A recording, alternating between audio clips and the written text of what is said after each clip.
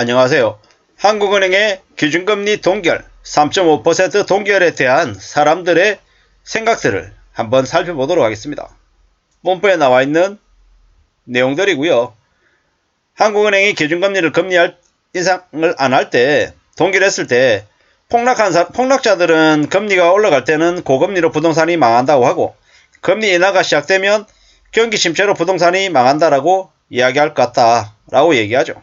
경기가 좋아지든 인구 감소로 부동산이 망할 거다라고 얘기할 텐데, 왜 이러나 모르겠다. 어차피 부동산은 망할 거다. 뭐 이런 얘기들이 있는데요. 이게 뭡니까? 경기 침체를 고려한 결정이라고, 대한민국 기초체력이 바닥났다라고 뭐 얘기해주고 있답니다. 뭐로 가나 부동산은 폭망이다. 뭐 이런 얘기들도 있고요. 뭐라고 얘기하나? 사이클이 있다. 투자 자산으로 부동산은 괜찮을 거다. 다만 지금은 아닐 거다라는 거죠. 지금은. 뭐 10억짜리가 3억이 돼야 바닥이다. 이렇게 생각하는 건 아니고요. 지난 4, 5년간 너무 많이 올랐기 때문에 내려갈 거다라고 생각하는 거고, 저는 10억짜리가 3억이 될 수도 있고 5억이 될 수도 있다라고 생각합니다. 다만 지금 현재 흘러가는 걸로 봤을 때는 10억짜리가 3억도 될 수 있을 것 같습니다. 근데 냉정하게 보면 3억까지는 조금 무리고요. 한 4억에서 한 5억 정도 되지 않을까 이렇게 생각합니다. 뭐 헬리오시티 19억까지 다시 올라간다고 얘기하는데 전세가가 7억도 있습니다. 전세가가 7억이다라고 하는 걸 보면서 저는 어떻게 추정을 하냐면, 송파구 가락동 헬리오시티 30평대 8억대까지 내려오겠구나, 이런 생각을 하는 거죠. 7억에서 한 9억 사이를 찍을 수 있겠구나라고 생각한다라는 겁니다. 지금 현재 전세 가격이 어쩌면 가장 현실적인 실질 이용 가치잖아요. 그러면 매매 가격은 그보다 10% 15% 정도 더한 가격이 아닐까라고 생각한다라는 거죠. 지금 15억입니다 20억입니다 라고 얘기하는데, 정말 그렇게 가격이 그 정도가 돼야 될까 좀 의구심이 드는 건 사실이죠. 금리 동결이 시장에 주는 시그널은 고금리의 공포에서 벗어나게 해주려는 거다, 이렇게 해석하는 사람도 있습니다. 지금 조정받은 급매물은 고려해볼 가격이다라고 생각도 한답니다. 금리 상방이 닫히고 이게 얼마나 유지가 될까, 그리고 금리 하방이 언제 열릴지 이런 얘기들 또 관심이 있답니다. 하락에도 하락인 줄 모르는 유튜브 놈들이나 그거 보고 와서 설치는 사람들이나 역겹다고 얘기하는 놈들도 있고요. 지금 현재 여전히 전세자금 대출이나 주택담보대출 금리가 높은 상태입니다. 그리고 앞으로 2023년 내내 올라갈 가능성이 더 크죠. 그렇기 때문에 부동산이 쉽게 올라갈 거다라고 생각 안 하는 게 좋겠습니다. 지난 5년 동안 부동산 가격이 너무 올랐기 때문이죠.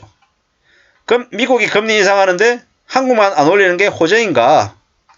경제가 엉망이 돼서 울며 겨자 먹기로 동결했는데 설마 이게 집값이 오르는 영향을 가져올 거라고 생각 안 하겠지. 그냥 다 엉망됐고 그나마 현금이 있는 사람들이 집 줄 기회가 생길 뿐인 거지, 나락 열차가 이미 시작됐다라고 보는 겁니다.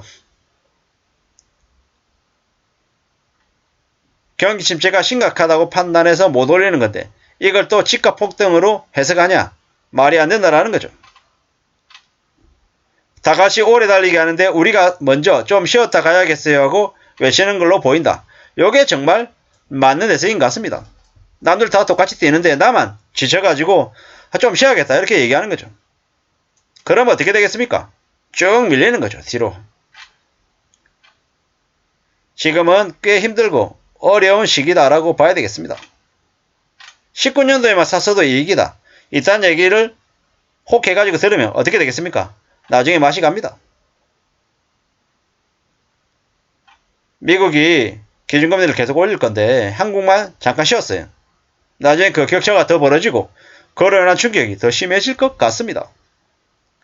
미국은 경기가 아직 탄탄해서 지속적인 금리 인상으로 인플레이션을 잡으려 하는데 한국은 금리 인상도 못할 정도로 경제가 허약하다라는 반증이다라고 얘기합니다.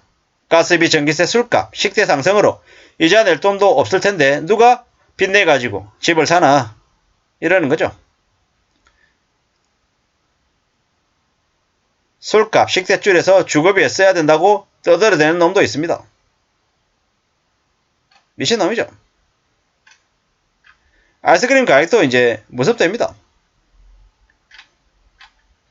한국은행은 물가를 안 본다. 전 국민이 고물가에 신음하고 있는데 여기서 물가를 더 올리겠다라고 얘기하죠.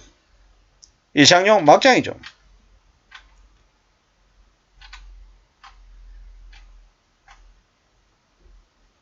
미국이 4.5%지만 비율로 따지면 0.25%에서 4.5%까지 1년 만에 20배를 올린 겁니다. 월 이자 50만원 내던 사람이 월 1000만원씩 나오게 만든 게 미 연준이죠. 근데 미국이 몰라서 이렇게 했을까? 아니라는 거죠. 앞으로 더 큰 충격들이 벌어진다라고 생각하는 것 같습니다.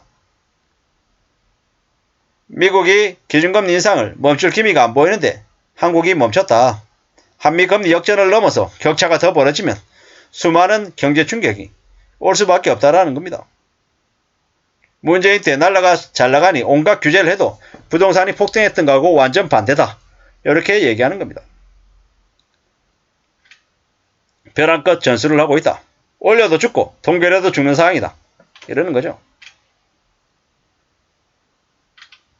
무서운 얘기입니다. 서민들을 위해서 물가 안정에만 신경을 써도 참 욕은 덜 먹을 것 같은데 저게 뭔가 싶은 거죠. 참 어처구니 없는 얘기입니다. 씁쓸하기도 하고요. 황당하기도 하고 이게 무슨 나라인가 라는 생각이 들 정도인 거죠. 참 나라가 점점 더 엉망이 되는 것 같습니다.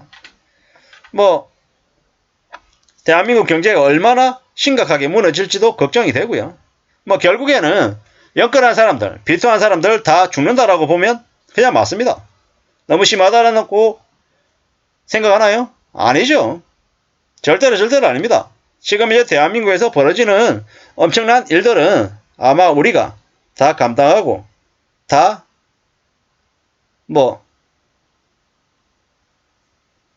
그냥 떠안아야 될 것 같습니다. 그러라고 지금 현재 윤석열 정부가 이러한 사항들을 만든 거잖아요. 시중금리를 내려갈 거라고 생각하는 사람들 있나요? 시중금리 내려갈 거나요 과연? 아니죠. 그럴 수 없습니다. 그렇게 생각하는 사람들이 다 온갖 어려움을 겪을 거다라고 보면 맞을 것 같습니다. 참 무서운 일들이 앞으로 벌어진다라고 생각해야 되겠습니다. 절대로 대한민국이 지금 현재 상황을 순탄하게 무난하게 넘길 수 없을 것 같습니다. 왜냐? 지금의 정부가 그러한 생각들, 그러한 대책 사회를 가지고 있지 않고 오직 국민들에게 더 일하고 더 희생을 강요하기 때문이다 라고 말씀드리면서 마실까 합니다. 아무쪼록 저나 여러분들의 삶이 좀 잘 지켜지기를 바랄 뿐입니다. 감사합니다.